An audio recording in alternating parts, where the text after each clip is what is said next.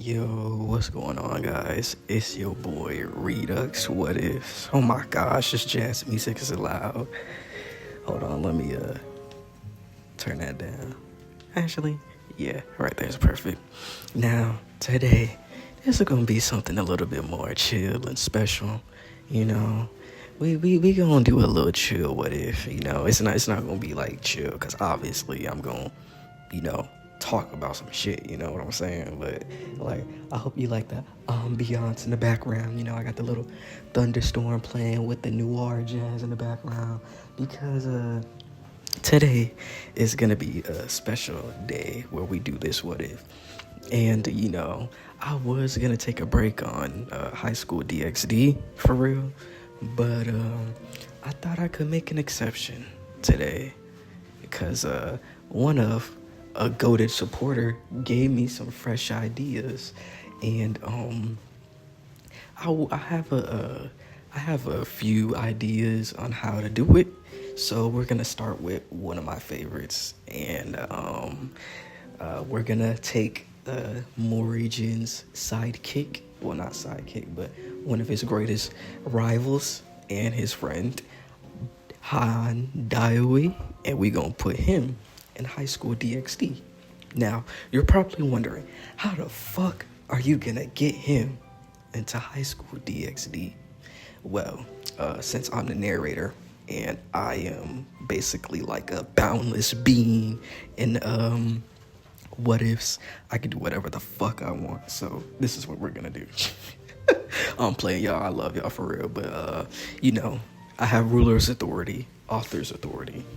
You know what I mean? And by the way, I do not own these characters. I'm not claiming I own these characters, so don't try to copyright me for saying that, bro. It's just a what if, man. So, and guess what, YouTube? This music is free, copyright free, so you can't copyright this shit. Yeah. I learned my lesson. Y'all ain't gonna get me like y'all always try to do this time. Hell no. But yeah. Hope y'all enjoy this what if. This is Han Dewai, and before we get started, y'all should know his powers and abilities. If y'all don't, after this intro play, I will explain who he is and basically how broken he's gonna be and how broken he will be following these next what ifs and chapters I will be doing for this what if. So without any further ado, let's get into the what if. Now, if you excuse me, this intro is about to play, so let's do it. Bang, rock ain't fall. I been sitting around. Been in touch, working like a pro. Chill like a leader. No, you young to go. No, young to go. Now, we start this what if off with, we're gonna go to the God of High School universe, right? And we're in the middle of Ragnarok. And if y'all don't know what Ragnarok is basically when Morigen was fighting Satan and the second realm gods and the third realm gods that came. And we're gonna say that let's say that as Mori was fighting Satan, we're gonna make him a little stronger this time. Dewai Han bought time for Morigen to get hit, basically like heal himself after the long, hard-fought battle he had, right? And so, Dewai Han was actually no. We're gonna do this. We're gonna take Dewai Han when he was protecting Mira, right? He was protecting Mira, so he basically doesn't, so they don't get in the room. For all my God of High School fans, y'all should know what I'm talking about when Dewai Han made his last stand and that move that he did looked cool as shit. Y'all should know what I'm talking about, because, bro, when he did the Ultimate Guardian Basic, that shit looked fucking fire. You know what? I'm going to put a picture up here just for y'all, just so y'all can see how broken this man is, in my opinion. That move right there is, like, my favorite move he ever did, bro, for real. But, back to the story at hand, right? So after he defends Mira and he, does his last thing, standing up and saying that he'll never let them go, she basically, says that he did a good job and that she loves him and all that other stuff. You know what I'm saying, right? And so he passes away, but that's when the Jade Emperor also comes to him in quote unquote like the limbo. So he loses his eye. He gets the Jade Emperor's eye, right, and then after that, he passes away. But as he passes away, I, being AKA the ruler authority, summons the white beam of truth. You already know what the white beam of truth is. The white beam of truth just beams you up into another universe. Figure it the fuck out from there. That's basically what it is. Nah, I'm playing, but I'm not playing, but you know what I mean. So after that, right, the white beam of truth dimes on him and it beams him up, and Dewai is now floating in limbo. As I look upon my globes of infinite realms, I hold his lifeless body in my hand and tossed him in the DXD universe for the DXD god of that universe to, figure it out for him. See, it's off my table. So now we're gonna peer into the high school DXD universe as Dewai wakes up in like a space outside of time. They're currently using my pocket dimension, wink wink. But hold on, let me sip this lemonade. Ooh, that lemonade hit the spot. It's that Popeye's lemonade when they got that little thing at the bottom and you just mix it up. Bro, that shit hit every time. All right, let me get back on topic. Hold on, one more sip. Oh my gosh, that's so good. Okay, we getting back on topic. As I was saying, so Dewai begins to open his eyes, and he has the eye of the sage in his left eye, and he awakens to see a being of immense power because he could feel it, right? And so he feels it as this being says, "Welcome, Han Dewai. I'm assuming you don't know who I am, do you?" And that's when he says, "Are you a god?" He was like, "Yeah, I am a god, the god." And he was like, "Oh, I didn't know." He was like, yes, I am the god.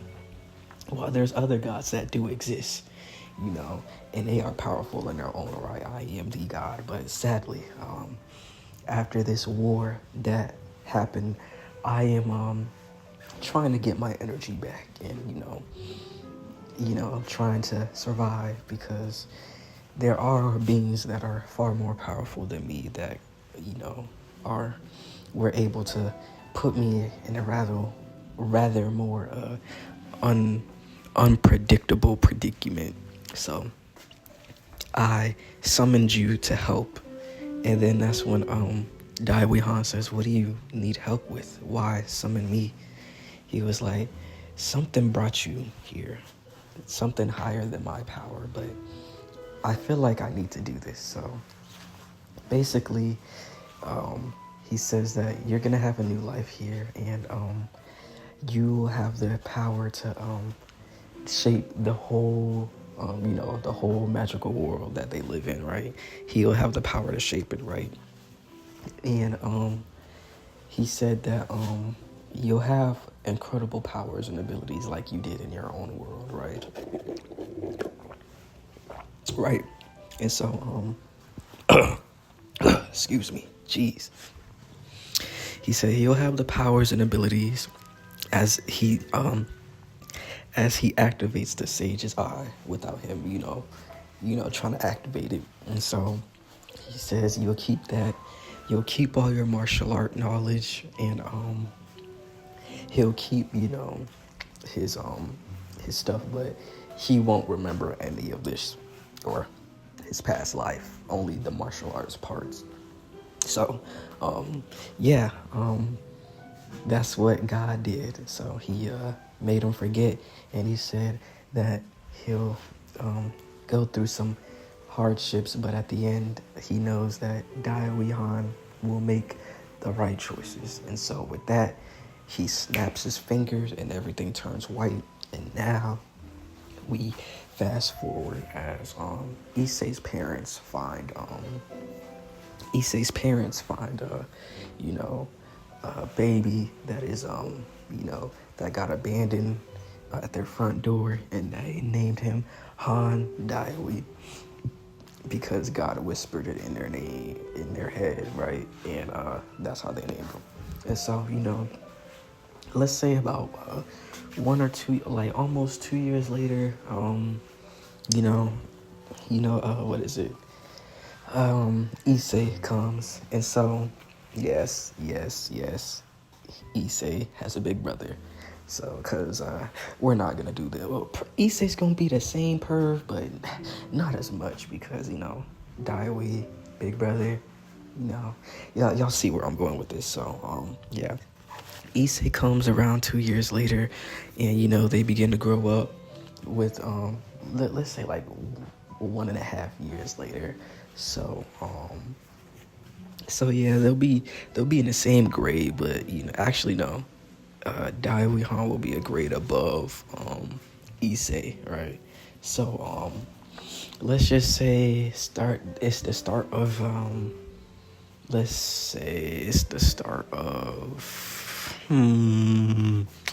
trying to think of a good high school year. Sophomore year. Yeah, sophomore year for Daiwi, freshman year for Issei, right? And so everything goes to canon, it goes to normal. During those years, before we get to that, during those years, yes, Daiwi would be doing Kyoshin karate, and his master from the God of High School universe will be, similar to the High School DxD universe, as he taught Daiwi Han, how to fight, how to be patient, all this other stuff, including the Ultimate Guardian basic punch. You know what I'm saying? As Daiwi is trying to perfect, the punch, but he can't perfect it because, plot basically. So, yeah. Hold on, let me get my thoughts together. Okay. So, he does have his martial arts experience. He's currently a black belt.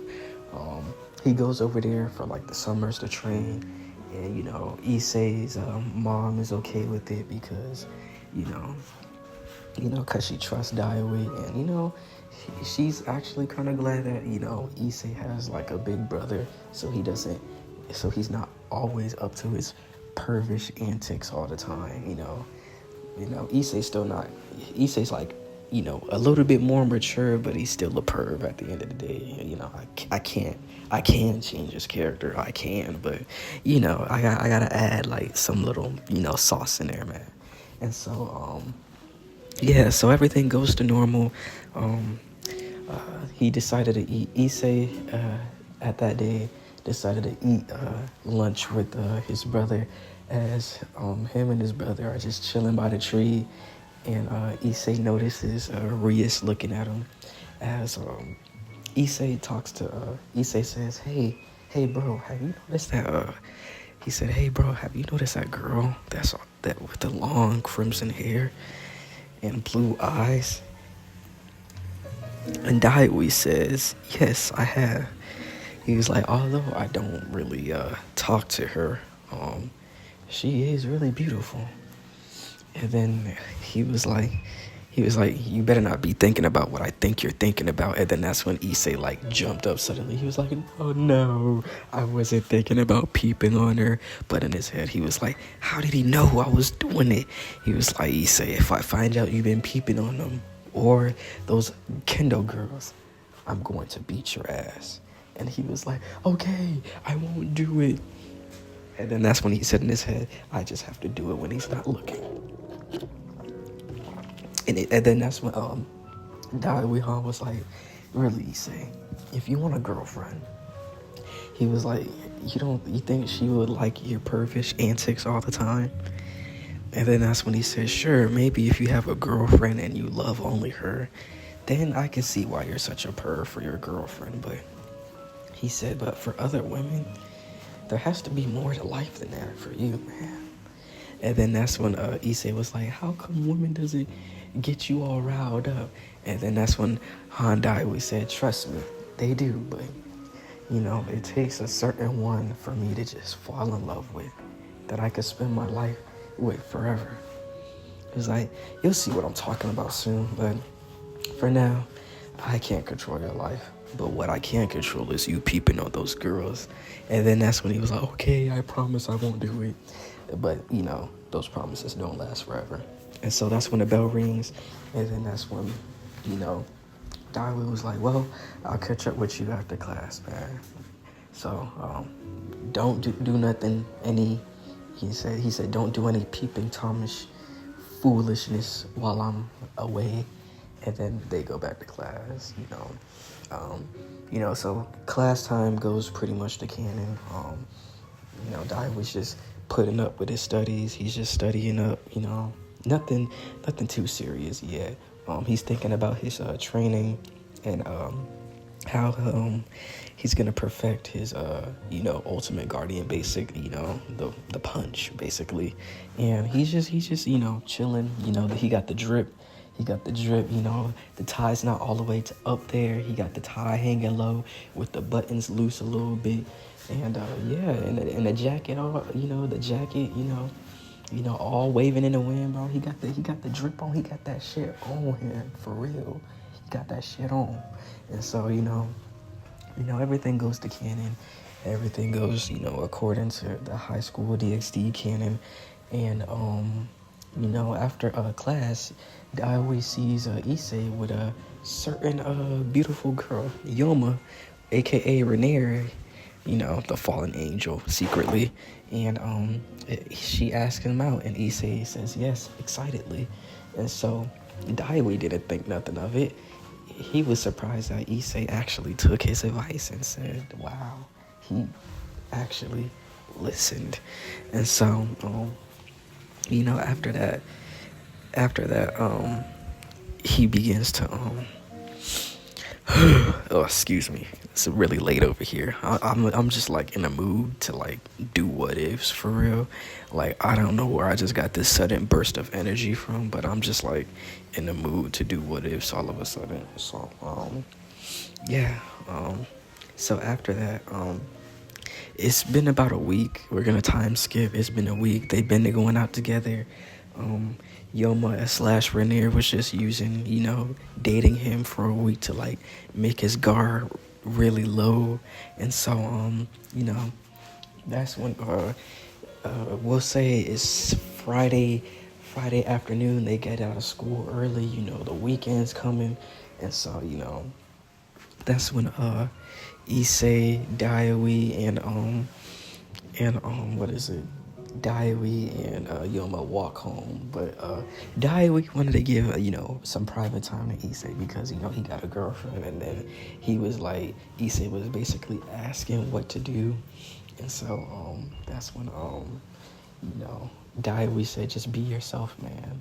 He was like, but if you want to know how to get with the ladies like me, then just call on your big bro. And then that's what Issei was like, you're the one to talk. You never had a girlfriend before. And then that's when Daiwi was like, I had crushes. And then that's when Issei was like, that's not enough, buddy. You can't compare with me. I'm your little brother. Got a girlfriend before my big brother. So you can't say nothing to me now. And then that's when Daiwi was like, all right. I'll see you when you get home. He was like, be careful. And so Daiwi walks off, and then that's when, you know, they go by to a water park. And so, that's when, Daiwi realized that, oh shit, he forgot his house keys. You know, he makes it home, and then he realized, oh, he forgot the house keys. So he's gonna, double back with Issei so he could ask for his house keys so he could just open the door and, you know, be on his way. And so that's when, you know, he begins to walk back, and that's when Yoma, aka Rainier, asks Issei if she could die for him. And you already know what happens when he says, "Can you repeat that again?" She says, "Can you die for me?" And she transforms into what is it? She transforms into her true form. She transforms into the fallen angel, right? So she transforms, and this music begins to start to play for Issei. As Issei gets stabbed by the light spear, he realizes that this is how he's gonna die. And he was like, he didn't even get to touch a pair of fun bags, man. And he's gonna die a virgin. This is real time. He was saying that. And so the last thing he thought about was Rias, and he was wondering why he was thinking about her at that moment. And so as he was thinking about her, that's when he sees Daiwi Han walking, and then he looks at him, and then he screams, "Issei!" And so he runs towards him. And then that's when Yoma came back, because she heard somebody say his name, and she could like see it, like Issei's life force basically, and that he was still alive. And that's when he was holding what is it? He held Issei in his arms, and he's like, "Issei, what happened? Who did this?" And then that's when Yoma came back, Rainier, and she said, "Oh, so you're his." He said, "And the big brother comes back to the little brother's rescue. How touching." He's like, "Maybe you could die together." And then that's when he grabs Issei's body, right, and jumps out the way of the light spear. And then he puts he rests Issei's body along like a stone slab that's standing up. So he puts him up there, and he was like, "Just try to keep pressure on this." And so Issei, my goodness, my voice. Hold on, let me sip this lemonade.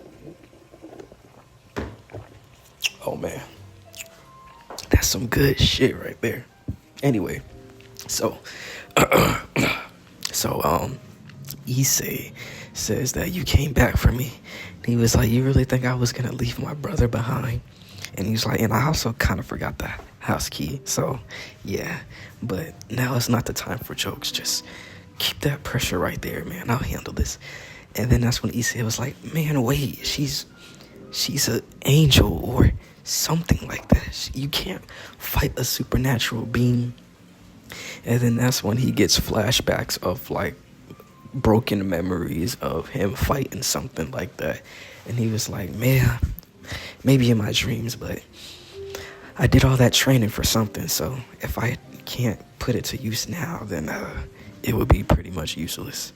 And so he walks over there, and he unbuttons his shirt and takes it off as he gets into his Kyoshin karate stance. And so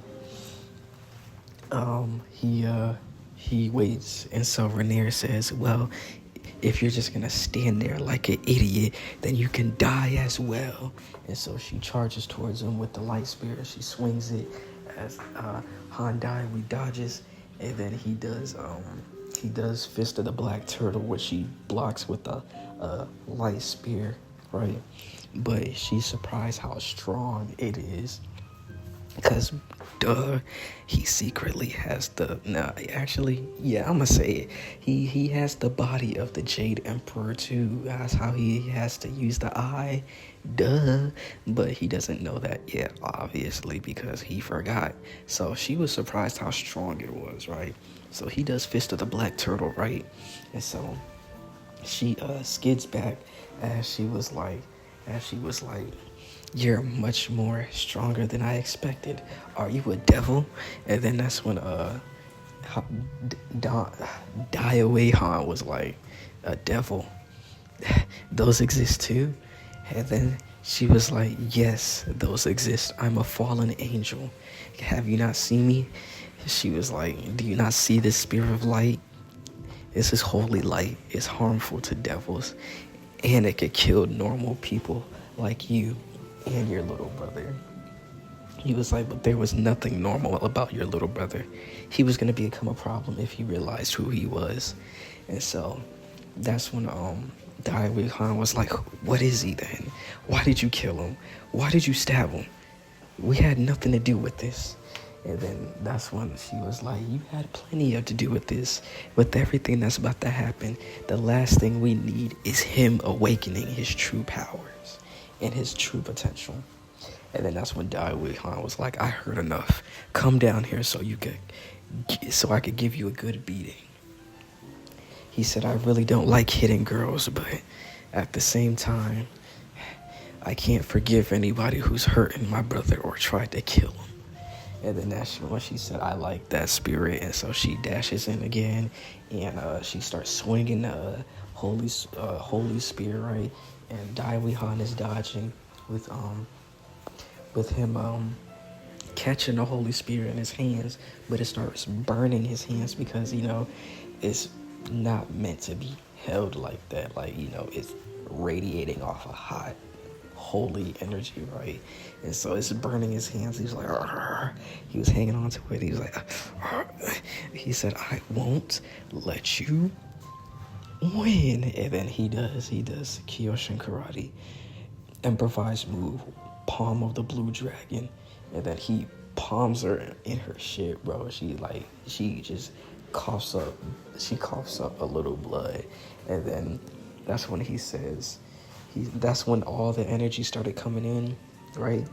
We started sucking in, and then he said, finishing move, wave of the blue dragon, right? And then you already know what the wave of the blue dragon is, right? He just boom, it makes like a subtle explosion because she shielded herself with her wings.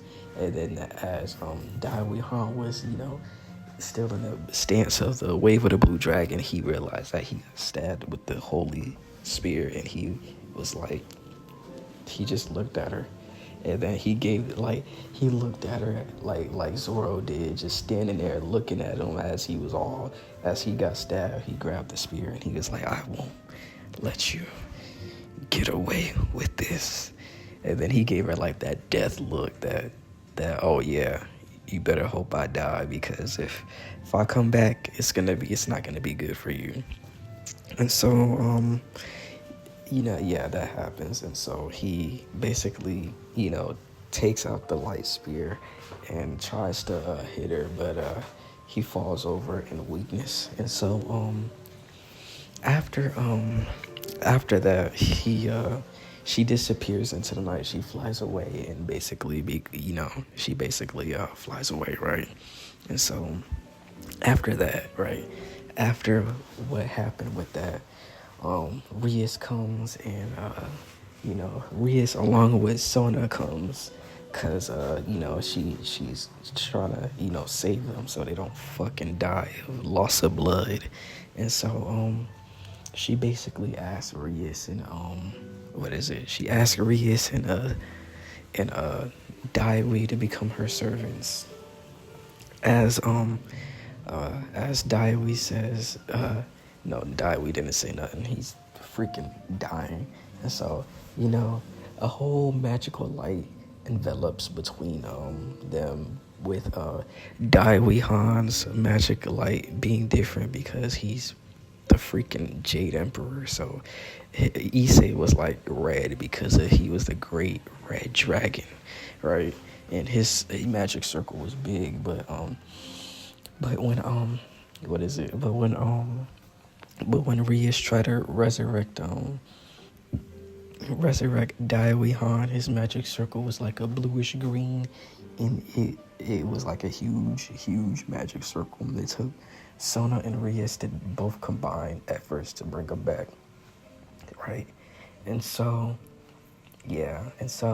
they're basically made Daiwi Han a devil, but they're like shared. He could like switch between each chessboard. Doing the same thing for I'm just doing like the same thing for Mori. It's just it's more like a format that I could do with God of High School characters a little bit more better, because Daiwi Han is fucking broken. So have that going for him. So after they wake up, they thought they died, and they said it must have been like a fever dream, but nobody else remembers Yuma, but him and Daiwi. And he finds it a little weird that not even his friends remember, right? And so, after that, they try to like piece everything together, and then that's when Akano comes, right? Akano comes with Rias, and basically telling her whole peerage that it's time for them to know who they really are, and they're about to like meet the head devil of the Rias Grimory and who helped them and resurrected them, right? And so she sent Akano and Kiba out to find him, with Akano finding Daiwi chilling in a tree, having that fucking aura like the Chad he is. And so she said that, the Researcher Code Club president is requesting you, please follow me. And then that's when Daiwi was like, me? Why would I want to join some club? He was like, I don't need to join a club till at least junior or senior year. And that's when Akano quoted that Daiwi is funny, but he'll never know until he tries it. And then that's when Daiwi slightly blushes. I don't know who this shit should be for Daiwi. Y'all get to choose that. Honestly, I'll just put a poll up. I'll just put like a respond box or whatever it's called, and y'all could choose the shit for real. But let's continue the story. And so he jumps down and he says, okay, lead the way. And so she leads the way with Kiba, basically telling Issei to come on and meet the president. So they both arrive, and she says, and then they meet Rias, as she says, well, I've been waiting for you two to come. Sit, be comfortable. We have a long discussion. And then Issei and Daiwi both looked at each other, and then both looked at her, and then both looked back at each other and started wondering, how did they get in this position? And so they sit down on the couch, and Rias explains what happened to them. And, she said that she died. No, she said that they both died by a fallen angel. And at first they thought it was a little skeptical. But then they started to piece everything together. And plus they revealed their devil wings. And ooh, I'm sorry, hold on.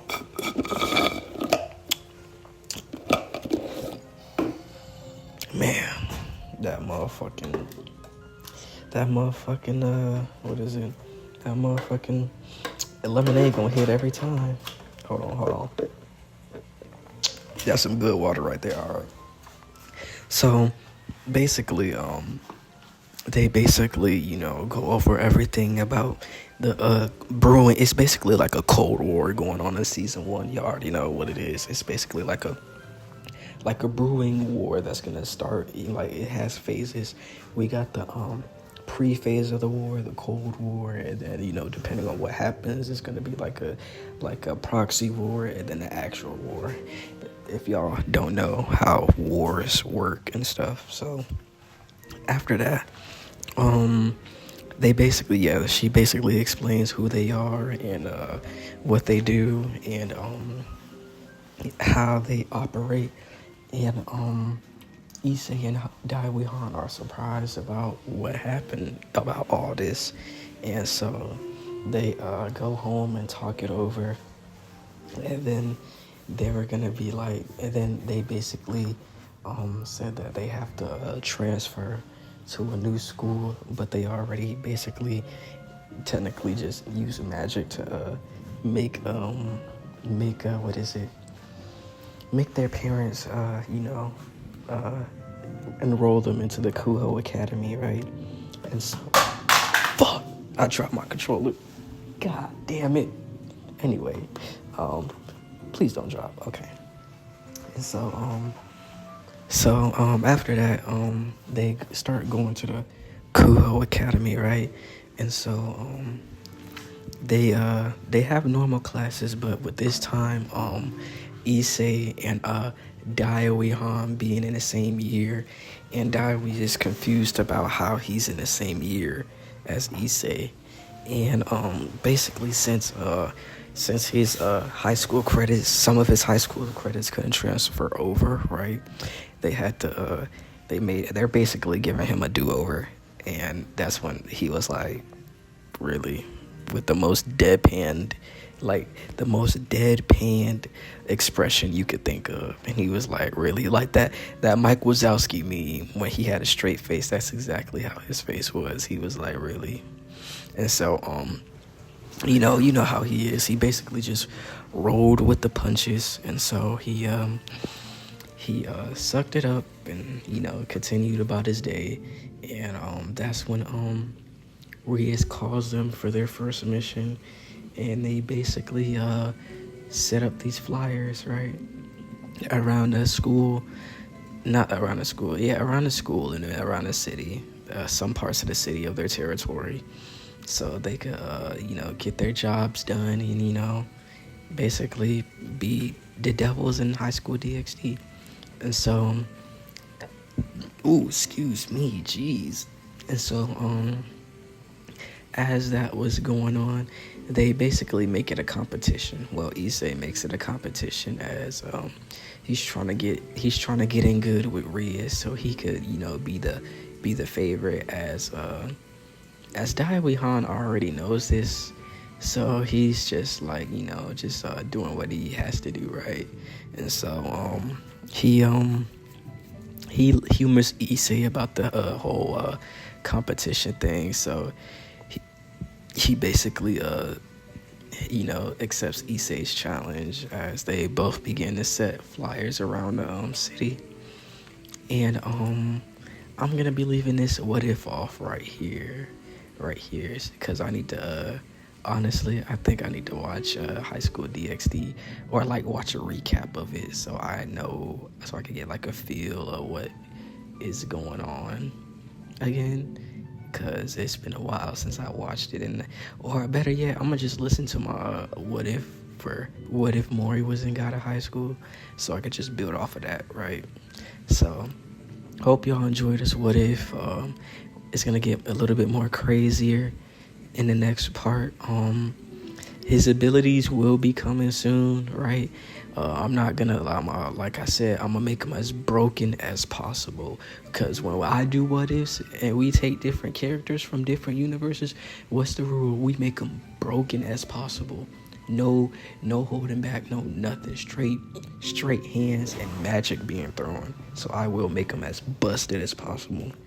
So I hope y'all like this what if. If y'all don't know who Daiwi Han is, he's one of the friends of Mori Jin, and he's basically the Jade Emperor that basically has the power to control the fundamental forces, strong gravity, weak gravity, strong electromagnetic, weak magnetic, strong nuclear force, weak nuclear force on an atomic level. And he could control the repulse and attraction, and if he wanted to, he could basically fucking summon a nuke with his hand like a fucking star. He done it in the God of High School comics. He has the body of the Jade Emperor that allows him to use his eye more efficiently, and he knows martial arts and some of Mori's special abilities, aka the limit breaker, because he has done a limit breaker before. And so what else was I gonna say? I was gonna say something else, but I forgot what I was gonna say. Oh right, and he has the special ability to summon Tagatha. I think that's how you say it. It's like this fucking sword that could basically cut through anything, bro. Like, he could summon his shit, but it weakens him every time he swings it. So he only uses that unless it's needed. And yeah, that's pretty much it for his powers and abilities. He knows Kyoshin karate.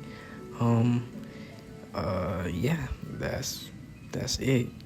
I don't know what else I can say about him. Oh, he's that guy too, by the way. And yeah, that's basically it. I appreciate y'all for all the love and support. Shout out to one of my subscribers for giving me this idea. This idea is, purely off of him. I would like, if y'all give me ideas, I will credit you. So shout out to you for giving me this idea.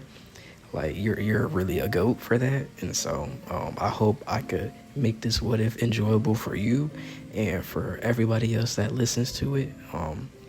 Like I said, I appreciate y'all for all the love and support. And yeah, I'm gonna be out. Oh, before I leave, go ahead and run up that Maury X High School DxD season 2 finale, man. I know I've been slacking on these what ifs, so I'm not gonna lie. Like, I've been busy, and I'm in a relationship now. Well, I've been in a relationship, but tripping right now. But yeah, I just been busy with a lot of things, going to school and all this other stuff, trade school. So yeah, but besides that, yeah, just run up that Gojo, run up that Morrigan, and run up that Hyperion, and the Hyperion and Lewis. What if Hyperion was in Superman and Lewis? And while y'all do that, I'm gonna be recording What If Superman Was Invincible. So by the time this is posted on YouTube, I will probably be almost finished recording Superman and Superman X Invincible crossover. So y'all stay tuned for that. Like I said, I appreciate all y'all. Let's get to 100 subs before the end of the year so we can start the new year's off good. And hopefully I can make it as big as Zether and that one weeb and motherfucking Izukage. Those are my inspirations for what ifs. But I appreciate y'all for all the love and support. And this is Redux What Ifs signing off.